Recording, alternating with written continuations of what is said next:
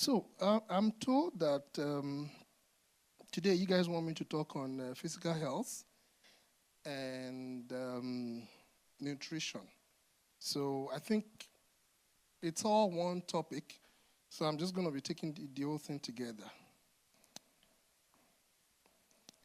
Your health or our health is... Sorry, before I go into that, I just remembered. So I was a youth president. I'm not currently one. So I was a youth president in the RCG Living Water. That was a few years back in Nigeria before I migrated to Canada. And I just wanted to say that because you don't know who's going to hear this after. All right, so I've been a doctor for some time now. I graduated from the University of Lagos, and that was year 2012. And I practiced as a family physician, and then I moved to Canada. I had to take some exams, and then I'm currently a resident at the University of Manitoba. So I have a bit of kind of experience in the tropics, you know. If you practice in Nigeria, we say your experience is, you know, the disease condition there, they're like tropical conditions. And since I moved to Canada, I also have a bit of experience in what happens here. So I can bring the two together and, you know, because most of us here, all of us are black skin, and, you know, so I can relate to most of the things that I'm going to be talking about. So just see your health like as a garden. You know, God created a garden that was a perfect place and put Adam and Eve in the garden. And then he gave them an instruction. And what was the instruction? What was Adam and Eve to do with the garden that God put them into? You know, they were to do what? Tend it, right? You know, what happened if they didn't tend it? What would have happened? All sort of things could have cropped up. So it is our responsibility. When each and every one of us were born, we were assumed to have been born, you know, perfectly. Everything was good. You know, health-wise, perfectly, except if something went wrong, you know, before, you know. And even when something goes wrong, most times it's due to somebody. It may not be them. It could be something that is genetic. But a deviation from what is normal was usually caused by someone. It may not be you. But it's usually, you know, caused by not tending, not taking full responsibility, you know, of what God has given to us. So each and every one of us were born with, you know, perfect health, quote and unquote, that God wants us to be responsible for. The Bible in the book of 3 John, Apostle John said that, you know, he was talking to his beloved. And he said, "You are my beloved, and I'm talking to you in truth." You know, and then he went ahead to say that, "I wish above all things that you may do what? Prosper. And be in what? And be in health, even as your soul is prospering." So you find out right in the middle of prosperity or your flourishing, if you're not doing well health-wise, then, you know, it's like a flash, something that's just going to last for a long while, and then the whole thing goes out. I'm sure each and every one of us, we want to live long. So back to the story of Adam and Eve, everything was perfect. Man was living almost 1,000 years. Almost 1,000. All perfect. Until they didn't take full responsibility for that which God had given to them. And then things, you know, went bad. Praise God.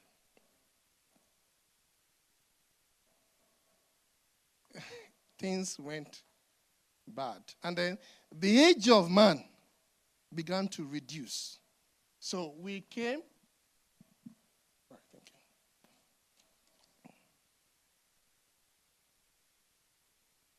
Okay, so please, if you have any questions, kindly put them down, because I'm just going to talk for a very short while, and then I want to answer questions if you guys have got some questions.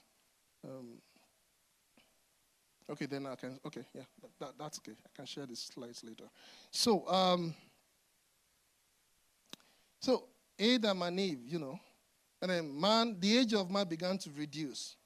And then we started coming down from 900, it became 800, blah, blah, blah. And then we're down to what now? If you're 100 years old, is, my dad died at the age of 78. Even when I wanted him to still, be around, he's gone. He died due to, complication of some things. So the age of man began to reduce. Back home now, the average life expectancy back home is 45 years. It's, it's crazy. An average person in Nigeria dies at the age of 45. Here in Canada, it's about 80 years, 75, 80 years. So things are not really good, right? Things are not really good. And it's going to get worse if each and every one of us, we do not take responsibility for our health. It's important. And sometimes people think, oh, because I'm a Christian, this means I can just eat anyhow. No, because if we do that, we're going to be making the same, mistakes that, Adam and Eve and people have kept making. And some people don't go for a checkup because they believe in divine health. I believe 100% in divine health. I also believe that you should go for a checkup, so that at least you know how how your health is. You are aware. You know what to do. You know what to reduce. You know what to increase, So WHO, which is the World Health Organization, defined health as not just you not being in the hospital in the ER, that maybe you're having headaches or you have a pain or you have a wound, It sets the target, quite high. It says health is not just the absence of a disease or infirmity. It is a complete state of social, mental, spiritual, physical well-being of a person, and not necessarily the fact that the person doesn't have an obvious disease that they can point at. So health it's a completeness. It's a state of wellness, complete well-being. And that is, the target that each and every one of us should run after. You want to make sure that you are healthy in terms of physical, which is what we're discussing today, physical health. You want to make sure that socially you're healthy. You can relate with people. You can communicate. You're not under any form of undue anxiety when you're dealing with people. So you want to be, socially you want to be okay. Then mental-wise, your mental capacity, your ability to reason and think, your ability to be aware of the things that are happening around you. You want to ensure that everything is good there. Praise the Lord. So that is the whole picture of, of what it means to be healthy. But we're dealing with physical health today. And what physical health means is, physical means body. Health means wellness. So when we say physical health, we're referring to your body working well. Your GI digesting the food when it's supposed to. Your teeth, being able to chew things when it's supposed to. Your leg being able to walk without having aches in your joints. When it's supposed to, when it is required of it. So that is physical health. Now, with physical health, there are quite a number of things that, that can go wrong if we do not pay attention to our physical health. The number one thing is your lifestyle choices. If you keep choosing wrongly, then the body is not going to function the way it's supposed to function. Lifestyle. And I'm really going to dwell on that. I'm going to dwell on lifestyle. I'll dwell a bit on biology because your biology can affect your physical health. And then environmental.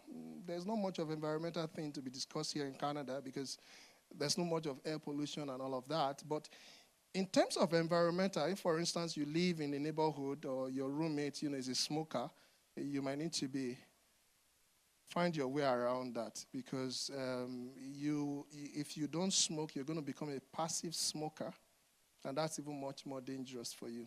And then the complication of that, most of us, we know, lung cancer.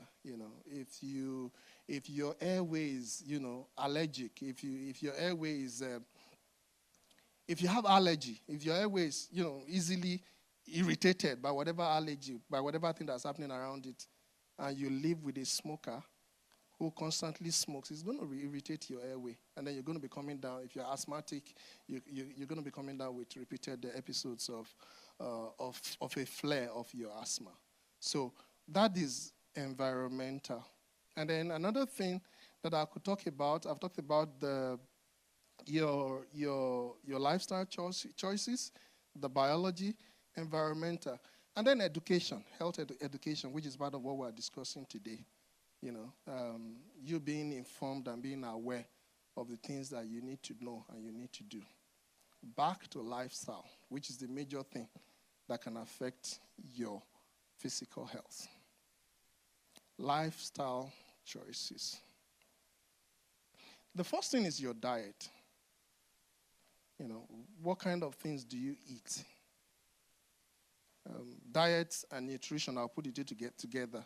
So you want to ensure that you take complete nutrition. Your food contains the necessary, vitamins, necessary micronutrients, If you do that, you'll be eating, healthy. So when we talk about diet, sometimes people think there are people who want to lose weight and who decide not to take their breakfast.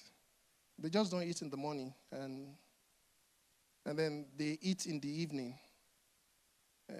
If you really want to lose weight and you want a steady weight, you want a good weight, you should not forget to take your breakfast. Breakfast is the most important meal of the day. So why breakfast? Because early in the morning you have a lot of cortisol in your body. And then you also move around. So that encourages whatever you have eaten to get digested in time. In the morning if you eat. If you postpone your eating towards the evening, you have lesser cortisol. And then there's less of movement around in the evening or at night. So at the end of the day, whatever you eat is not going to be burnt. It's going to be converted into adipose tissues. That's fat. And then if that becomes a habit, you just keep laying fat upon fat. And then instead of getting, having a moderate weight, then there's the possibility to be, on the other side of your weight. And there are quite a number of things that we can do regarding if you have a problem, with nutrition, you want to work on your weight, or you want to maintain your weight if you have a good BMI. There are quite a number of things you can do. So diet, you want to ensure that you're eating. And I would recommend what we call the Canada Food Guide. You can Google it. Canada Food Guide is like a complete guide on what to eat. I have the picture of what it looks like on my slide. So it states that half of what you eat, if I have a plate of food, if you divide the plate of food into two, half of it has to be fruits and vegetables. And then the other half can be the rest of other things, like little carbohydrate here and there, protein, and little, very, very little fat, So you want to ensure that, part of what you eat, half of it is fruits and vegetable. If you make that an habit, that is going to go a lot, because diet is actually major when it comes to, maintaining a healthy weight or even to reduce your weight. Diet, the place of dieting can never be overemphasized. And then we also talk of, you can consult a dietitian if need be, because they have a lot of information. Some of them have PhD when it comes to dieting. So they're able to give much more information than I'm able to give as a family physician, because that is the area, that they really focused on, and they have a lot of information. They've done a lot of research. So if you are looking into dieting, do all of these things. Make sure that half of what you eat is fruits and vegetables, and then eat less of fats. There's what we call the saturated fat and the unsaturated fat. So you want to take more of the unsaturated fat. The saturated fat is the kind of fat that you get in your fast food. It's saturated. Red meat, it has a lot of saturated fat. So if you're looking at, really maintaining a very good weight, you want to consume more of the unsaturated rather than the saturated fats. What else can I say about your diet? So you want to make sure that your breakfast is the most important meal of the day. I've said that. And then make sure that you eat at least 3 times a day. If you are not, if your weight is okay, if your weight is within the normal, and then more of what you take should be in the morning rather than in the evening. So that is that about diet. So when it comes to lifestyle choices, there are other things that we can talk about. Exercise is another thing. Exercise is really important. So we recommend 150 minutes of exercise per week. And that's equals to 30 minutes of exercise per day. That's like 5 times a week. Just make sure, you take a walk. You can do cycling. You can do brisk walking. You can go swimming. You can go to the gyms. All of those things, because God created the body to move. The less your body moves, the more problem there could be. I find out that in this part of the world, you have a lot of, we tend to have a lot of people who are indoor, who don't really go out. They're not getting vitamin D that comes from the sun. So they're indoor, they play, video games all the time. They don't get to exercise their body. And a number of them are coming down with not just the fact that they're increasing, because they start to eat a lot, We recommend that screen time should not be more than maybe an hour or 2. If you're spending 3 hours, 4 hours, looking at your phone or playing video game, that is not a healthy lifestyle choice that you're making there. So you want to ensure that you cut down on all of that. And also, spending a lot of time on the screen, on social media, more than 2 hours a day, it doesn't, instead of relating socially too, you're not relating with people. You relate with your tabs, with people that you're connecting with, online.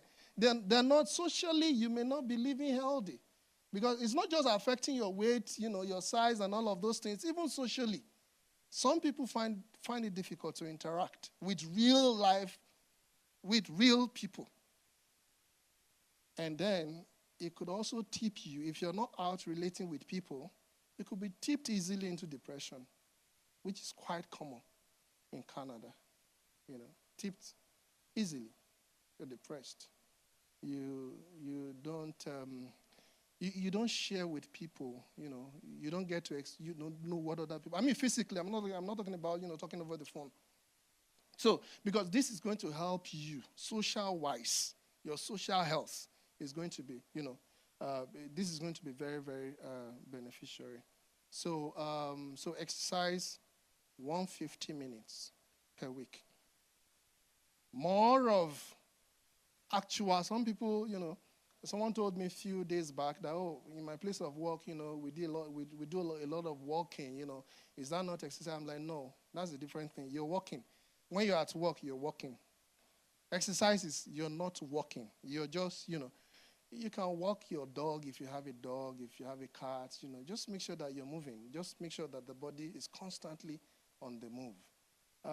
If one sits down for too long a time, I've seen very young adults here, around the age of 13, 15, that tend to come down with knee pains.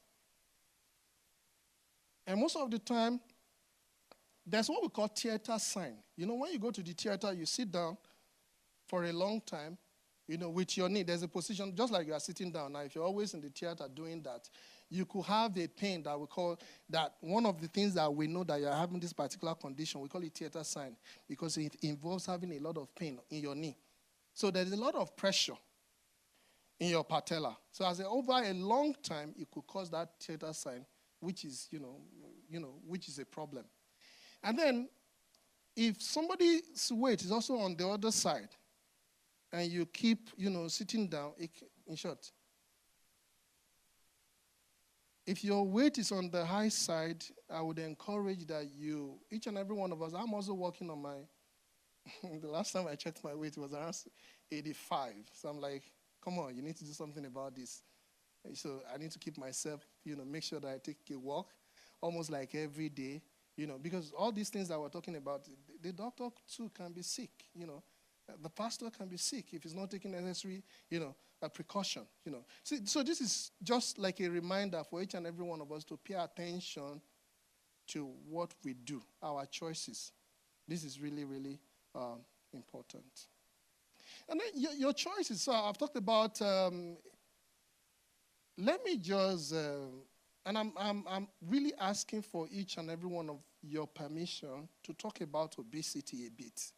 Can I go ahead? Do you want me to talk more about obesity? Yeah. So, if your weight is not. And I'm not talking because there's also the other side of, in short, we call them, it's a broad picture. We call it malnutrition. Malnutrition could either be that you are way on the other side or you are way. There are two extremes to malnutrition. So somebody can be too slim and the person has malnutrition problem. And the person can be, a bit blessed and then it's also malnutrition problem. So you don't want to be on either side, right? You want to make sure that you are in between. Because if you are too on the other side, it could come with a lot of heart problems, Heart problems, bone problems, risk of diabetes, risk of hypertension.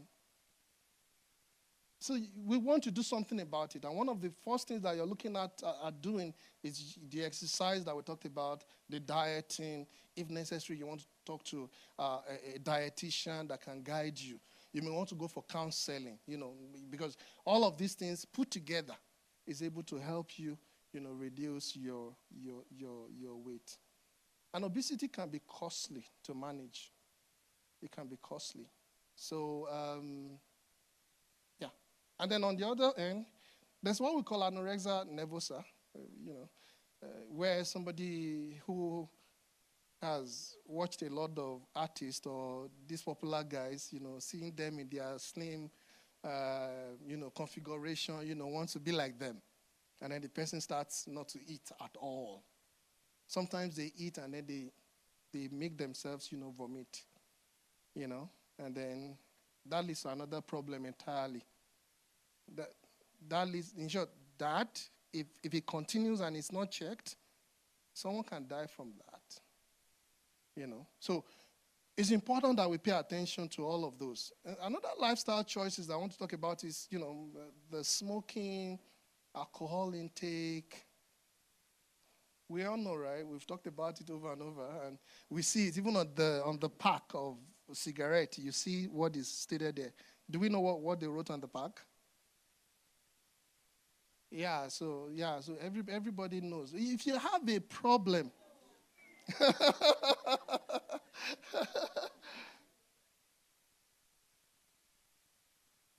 So many of us were exposed, like I think I smoked once. Yeah, because of, pressure, peer pressure. Peer pressure. Peer pressure. Many of us, maybe some of you guys have tasted it before, But don't quit smoking because it creates problem for you. Remember, it's your garden. And God has put you in that garden, which was a perfect place for you to take care of. Your body is like the garden of God that God has given to you for you, each and every one of us, to take care of. If you're not taking care of your body, then I'm sorry. God is not going to step down from heaven and do for you what you ought to do for yourself. So if by any means you were exposed to cigarette smoking, this is the time to quit before it's too late. Because cigarette can predispose you to all forms of cancer. And also the risk of not being able to even quit. I know you guys have heard of stories of people who said they were, 95 years old, and then they've been smoking and they are still alive. How many of them do you see around? You see one person out of 1 million smokers that have died. And then it's that one person that you want to talk about, please, please, please. So if by any means you were exposed, please don't make that your choice. Don't make that your choice. And if you do have a problem quitting, it's time to talk to somebody. It's time to ask for help. Many of us were exposed to different things, right? The important thing is for you to come out of whatever thing that you've been exposed to. And there are helps all over the place for you to quit, to stop, smoking cigarette. Before now, as doctors, we used to say that, okay, if you smoke, we ask you to quit smoking. If you take alcohol, we ask you to cut down on your alcohol. But we no longer say that. We now recommend quit smoking, quit taking alcohol. Why? Before now, they used to say in Canada, according to the books, that, for the woman, it's an average of, 9 bottles or thereabouts. And then for the guy, in a week, average of 14 bottles, if you are doing that. But other studies have come up to say, no, that's not safe. So if you are taking more than 2 bottles, now I'm not talking to you guys because you guys are Christians. Why do I say what I just said now is not referring to you? Because the Bible says you should not have anything have control. You should not allow anything have control over you. Whatever has control over you has become your God. Praise God. So we're not even discussing, whether, if you have the question, you can still ask. PC will answer that question. But we're not discussing whether is it okay to smoke, is it okay to, we know what those things can do to you. Bible says that wine is a mocker. And it says that anybody who is deceived by it is not what? Is not wise. So forget about all those... don't make yourself, it is your garden, it's your body, and God is going to hold you accountable to what you have done on this temple. It's actually the temple of God. The physical body we're talking about today is the temple of God. It's a temple, perfect one. God created everything beautiful. After God created everything that God created, he looked at it and said, this is beautiful. Do you want to argue when God says something is beautiful? You want to argue it and say, oh, God, it's not beautiful. Oh, God, what about this? No. God created everything perfect. And he placed you and me in that garden to tend it. So quit blaming Adam and Eve.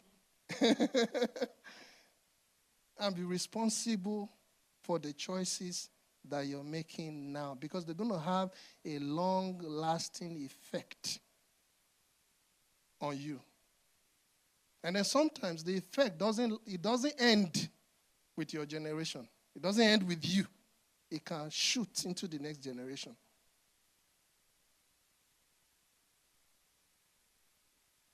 Choices. Now, because of easy life in Canada, I'll be sincere with you. When it comes to substance use, which is use of alcohol, smoking, drugs, meth, what do they call all those things? Cannabis, marijuana. There are so many coke, whatever they call it, all those, Canada and the U.S. in the world. I think Canada is even ahead of the U.S. What's the population of Canada? Not even up to 50 million. Yet, when it comes to substance use across the world, Canada is like number 1. There's a problem, huge problem. And what does that do to youths? What does that? We're losing our youths. And we think it's child's play. It's not. Somebody says, I'm in Canada, everything is, I pity you. You have to be careful what choices you're making. The influence here is strong. A lot of families have lost their loved ones. They're not dead yet. They're alive. But drugs. Once the drug takes the control over the person, and then the effect of that on the health burden, the effect on the cost of health we're all going to suffer it because we're all taxpayers. So please let us be mindful of the choices that we are making. Canada is not heaven. We're far from heaven. So we really need to be careful. We have, I always say that Nigeria has its challenges. Canada as well has its challenges. So let nothing have the rule over you. Take charge. Take charge. Take charge of your health. If, for instance, I'm a lady and I continue to drink alcohol and, I refuse to cut down, and I'm pregnant, I'm going to create a problem for that little child, that unborn child. The child is going to end up with some, alcohol syndrome. So the effect of this sometimes doesn't end with you. If you smoke and you don't quit smoking and you're pregnant, and even while you're pregnant, you're smoking, you're going to create a problem for that child. So it's better to just, please, when it's time for question and answer, please let me know so that I can just wrap up, because I think the question and answer is much more important to me. So don't create problem for yourself and for the generation that is to come. So lifestyle choices. What was the other thing I talked about? I talked about lifestyle, environmental. I said I won't delve into it. Then biology is another thing I want to talk about. Now, there's some of us were it's not your fault. It's the gene, Let's say, for instance, in my family, people tend to, like in my family, it's actually the truth. So my dad was a very huge guy. I'm the shortest in my family. My dad was very huge. He had this pot belly, and very huge and a bit, plumpy. And my uncles, they were like that. I had two uncles. They were like, people are always big. And then, as a young person, I'm like, okay, so there's this tendency in my family for us to be big. So I needed to start doing something. Early, I started watching my diet. And I'm still watching my diet. I shouldn't stop doing that. Otherwise, I'm going to end up like them. So it is not my fault that we tend to have that gene in my family, but I can do something about it. Because what we say is this: your genetics, if it's not something good in the genetics, it loads the gun. It loads the gun. It puts bullets in the gun. But what pulls the trigger? They are your lifestyle choices. That's what shoots the gun. So you may have the gene, but you don't have to end up that way, or even postpone. Because since I'm from a family where we tend to be big, because we are big, we may most likely have DM. There's a possibility. I'm a new creation in Christ Jesus. I don't want that. That's my confession. But I have to be responsible, right? I can't just be eating eat any kind of simple sugar. Simple sugar, right?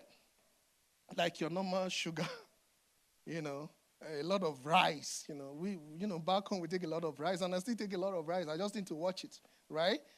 This feast, my feast of my size of my rice should be okay. Just one feast, my feast like this, portion of rice should be okay for me. And then the other half should be vegetable and fruits. If you ever come to my house and you see me with like 3 or 4 feasts, tap me in the shoulder. Tap me in the shoulder and say, bro, be careful. You're taking a lot of simple sugar. That may cause, some problem because your family, blah, blah, blah.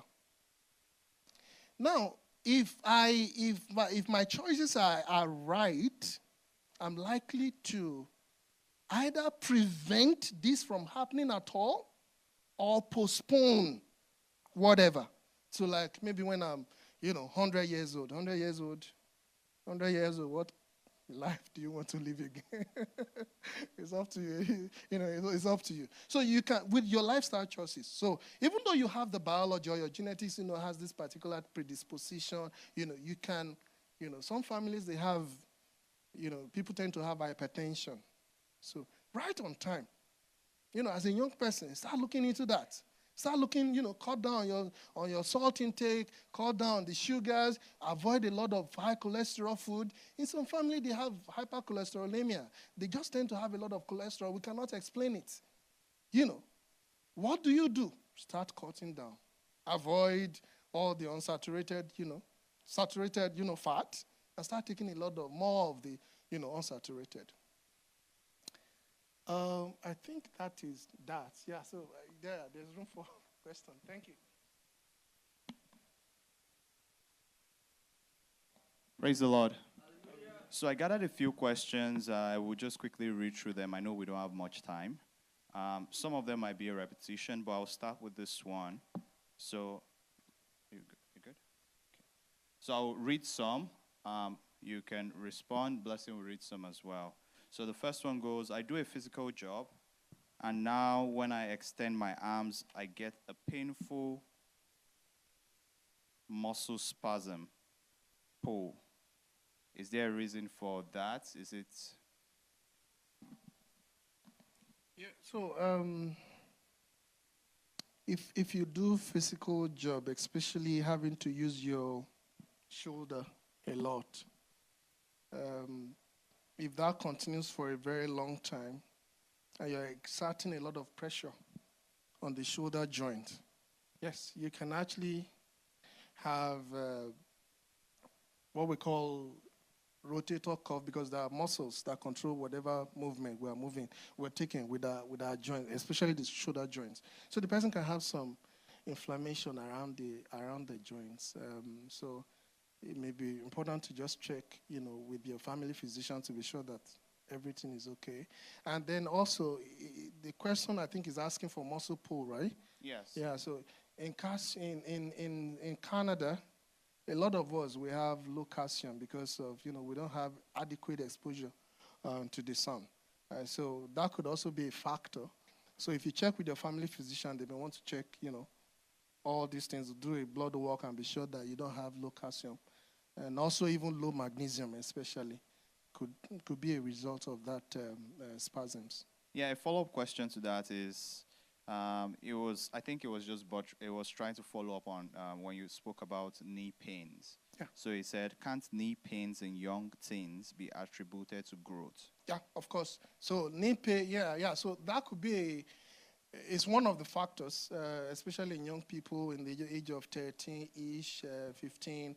It could also be normal growth, the growth plates, and usually it resolves after some time. You don't need to do anything. For the patellar problem that I was talking about, usually it will not just be the knee pain. Sometimes the knee tends to lock. It just locks, for a very short time. And then make some sound.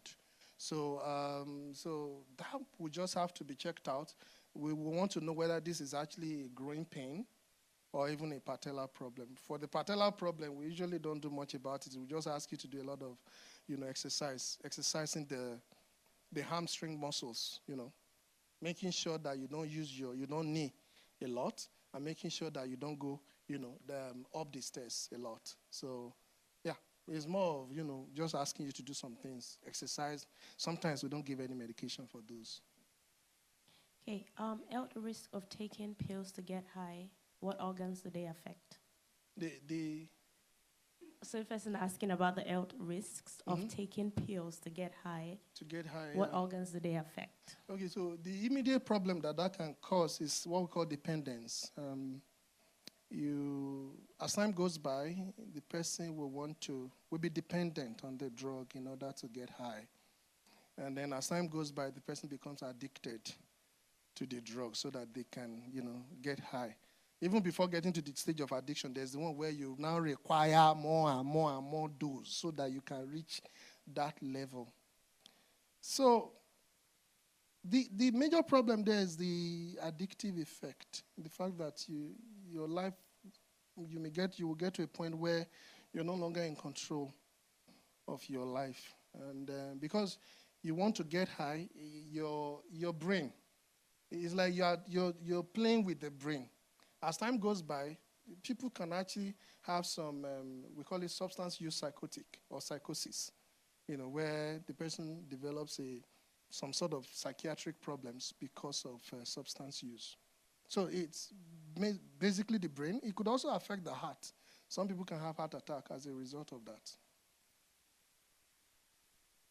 Okay, I have a question kind of similar. I would just lump these two together. The first one says that what's the difference between cigarettes and smoking weed? Okay. Is weed okay? Okay, so, good question. Good question. Cigarette has a lot of harmful substances in their thousands. That cigarette has a lot of, so it predisposes to some form of cancers, airway problems, and all that. Marijuana, that's what the person is asking about. Yeah. So I can say in Canada is, it's legal, but all things are lawful. But all things are not expedience. Expedience is, it is lawful, but it is not advantageous for me. I will not be brought under the power of any. Canada can legalize whatever it wants to legalize. I mean, US can legalize whatever they want to legalize. But we're also facing the problems of some of the things that, I have my opinion regarding that. We're also facing the problems for some of the things that we have legalized. So most of the time, marijuana can be used in, to treat some certain conditions, which I think was the major reason why it was legalized. Marijuana can be a prescription for some certain disease conditions. If you don't have the disease condition, so I think I want to chip my own question in at this point. Go ahead. I like what you said that marijuana can be used for treating certain conditions. Yeah. Can you bring to light some of the kind of conditions that? I'm being careful here. so that people that take it can understand what they are doing to themselves. Like, just kind of shed a light. So, if anybody wants to know about the condition that they use marijuana to treat, see me. Yeah, because there are other alternatives, right? Why marijuana? You can use other medication for that. Okay, you want to... Okay, please. What's that? Yeah. Okay. No, because I know a couple of people use the excuse that when, I think it was Paul, when he had a certain condition and it was recommended for him to take some wine. And people use that excuse a lot to say, it's okay to take some wine. It's the same thing with marijuana. Maybe I feel this way. I just need to take just a little. And the question I always ask, or I ask them is it okay if the same condition that Paul had, if you have that same kind of condition? So that's why I'm asking that question. Like, I just want to understand what's the name? The kind of conditions that it can be like. Well, it's okay if you want us to see your some camera. Some people that have, PC, am I okay? Yeah. So some people that have, you okay, right? Yeah. So some people that have some pain problems, we can use, they use marijuana, especially maybe some quote-unquote nerve problems. They can use marijuana for that. But there are other medications that can be used. It's all a matter of choice. But remember, you don't want to be brought under the power of anything, right? There are some drugs. I didn't talk about prescription drugs that can be very addictive too. Morphine and some of this cocaine. I don't want to go there. That's another that's another, There are some prescription drugs like morphine, normal opioids that people take, tramadol, and people, if care is not taken, they get addicted to it. So sometimes before we prescribe the drug, we weigh the risk against the benefit.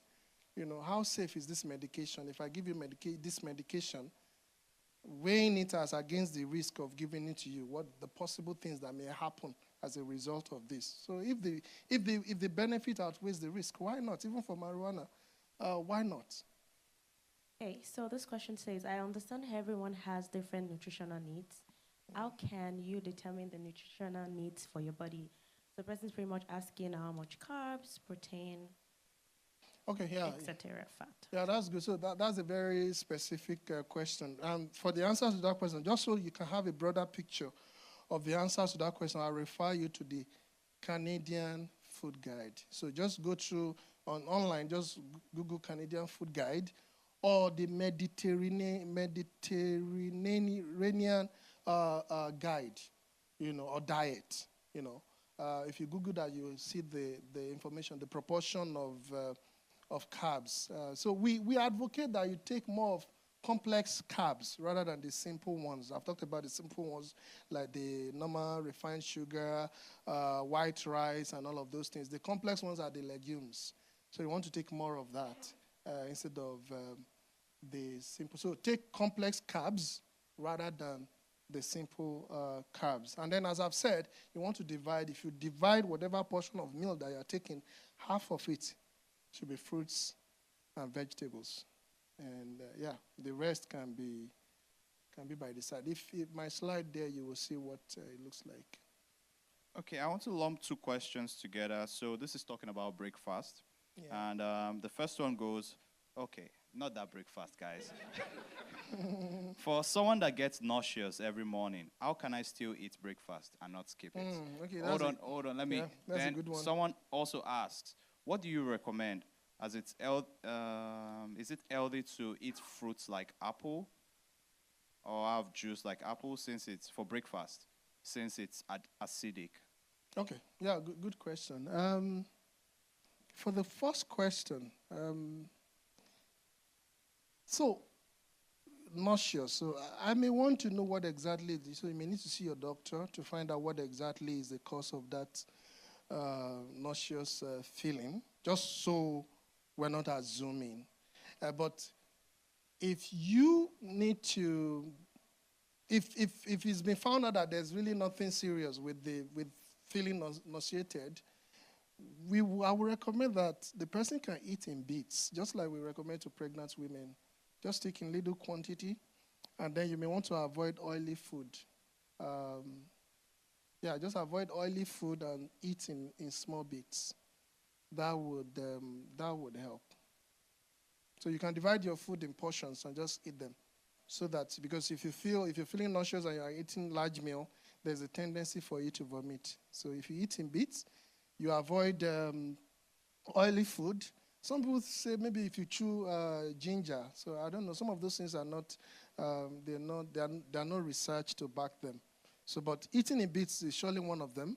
And then eating in bits and then avoiding oily or greasy foods, that would help for you to cope with the nausea. I'm going to try to lump all this together. And then, sorry, there was another question along that. So it was about apple, right? Taking apple on in the in the morning. Yeah. So I don't have a PhD when it comes to diet. So, but as a general rule of thumbs, because I would recommend if you're really having a diet issue, I recommend that you see a dietitian. I really recommend that. And I'm referring each and every one of us to the Canada Food Guide and the Mediterranean diet. It's important you have like an idea of the kind of food that you need to eat. Apple is okay. The acid in apple, except maybe you have peptic ulcer disease. The acid in apple should be, if it's just one apple, I don't see any problem with the acidic content of apple. They still recommend one apple at a go. Don't take 3 or 4 together. Even for banana, I found out from a dietitian that one banana at a go is okay. Because if you take more, it's the sugar, although the kind of sugar in banana is not like the regular sugar. It's not like the refined sugar. But about 20% of that still stays in your body. So if you're taking like 5 bananas at a go, it may be excess sugar for you, especially. And then watermelon. It has a lot of sugar content, so you may want to reduce the amount of watermelon that you take, especially if you're having sugar problems. Okay, so I'll try to lump this together so that because I think I'm out of time. Okay. So it says, how do you fix when you can't sleep at night? That's the first one. Okay.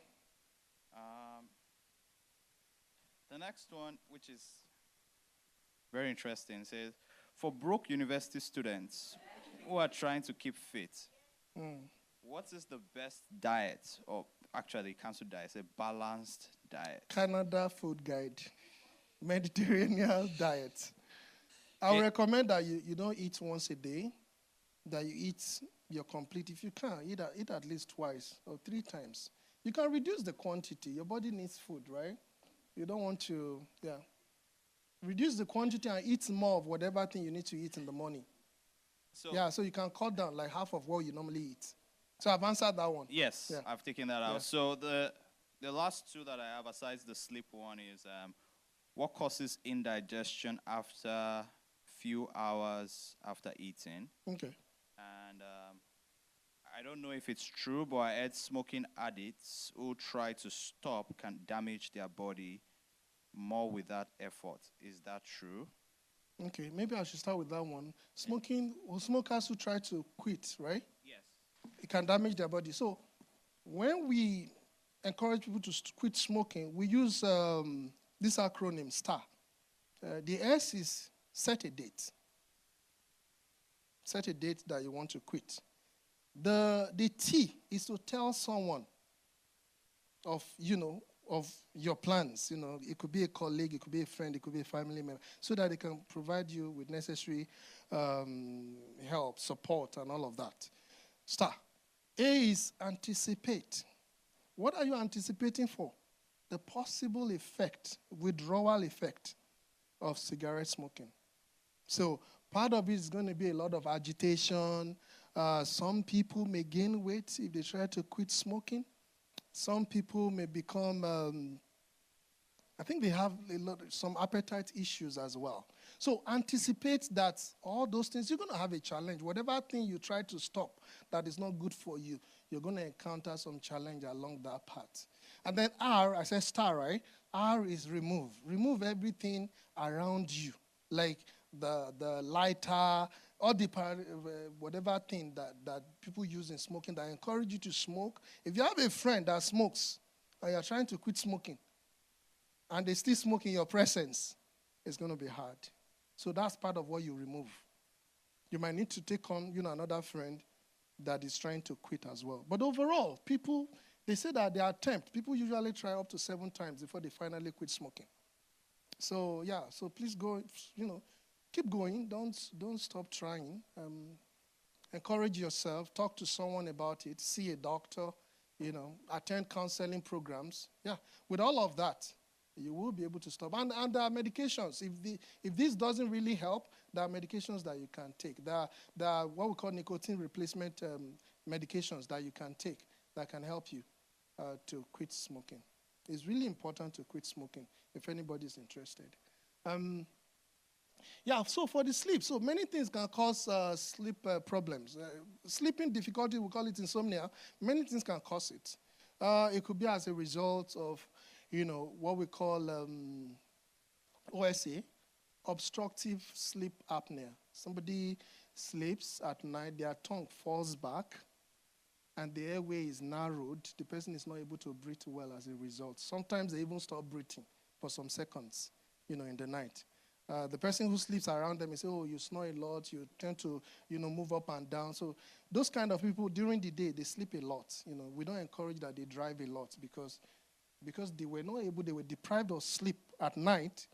During the day, they are not able to concentrate. They sleep. They may even sleep in the office a lot. So you may want to find out what exactly is the trigger for that. There are other sleep problems that are not apnea related. It could also be, what do they call it again? It's a sleep disorder where there's a level of sleep that they call, there are different levels, different stages when we sleep.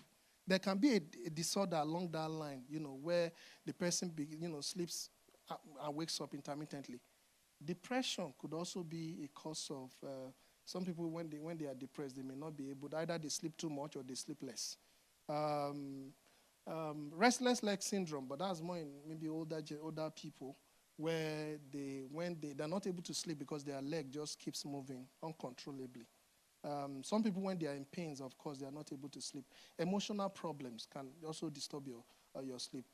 If you have like a target at work and you're really, you're under a lot of pressure, you can become overly anxious, and that can disturb your sleep. Quite a number of things. So we might need to talk and ask a lot of questions to be able to pinpoint what exactly is the cause of the inability to sleep. And for the remedy, the simple remedy for sleep is what we call sleep hygiene. You want to ensure that your room is dark when you go to bed. You want to ensure that your room is only for sleeping alone. You want to ensure that there are no many lights, in your room when you go to bed. There are some other things that you can ensure, that may not be related to you, especially if you are married, want to limit the room for the purpose of sleeping and doing, what you need to do with your partner. I've said it, so it's not really a big deal. So you want to, so we call it sleep hygiene. You want to make sure that you don't take, we drink a lot of, coffee here. So maximum of 1 bottle or 2 in a day is okay. And you don't want to take that very, very close to your sleeping time, because that can affect your sleep. Alcohol too, you want to avoid alcohol a few hours to your sleep. And then you want to take keep yourself hydrated, and then you want to face the clock away. Don't always look at the clock when you want to sleep. If by any means you try to sleep for 30 minutes, sleep is not coming, stand up, do something else, read a book. And then avoid screen time, a lot of screen time, looking at your phone. That is obviously going to affect your sleep. So if you do all of those things, we call it sleep hygiene, that could address most people's problem. If it doesn't address it, there are basic medications that we can give that will help the person, depending on the cause of a sleeping problem. Thank you, everyone.